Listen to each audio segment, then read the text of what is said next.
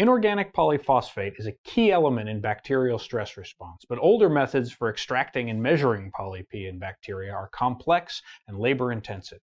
The main advantage of this technique is that it allows fast, sensitive, and inexpensive quantification of poly-P levels in a variety of different bacterial species.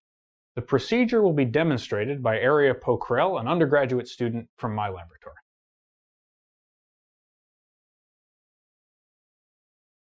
To begin, grow Lactobacillus reuteri bacteria in malic enzyme induction medium without cysteine at 37 degrees Celsius overnight without shaking. Centrifuge 1 milliliters of this overnight culture in a 1.5 milliliter microcentrifuge tube to harvest enough cells to yield a total of 50 to 100 micrograms of cellular protein.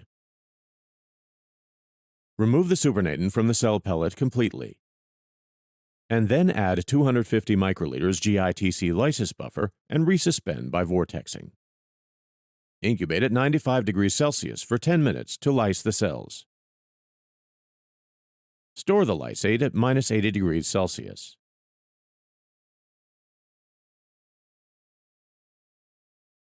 First, prepare BSA standards containing 0, 0.1, 0.2, and 0.4 milligrams per milliliter of BSA in GITC lysis buffer. Aliquot 5 microliters of thawed, well-mixed cell lysates, and 5 microliters of BSA standards to separate wells in a clear 96 well plate. Add 195 microliters of Bradford reagent to each well, and measure absorbance at 595 nanometers in a plate reader.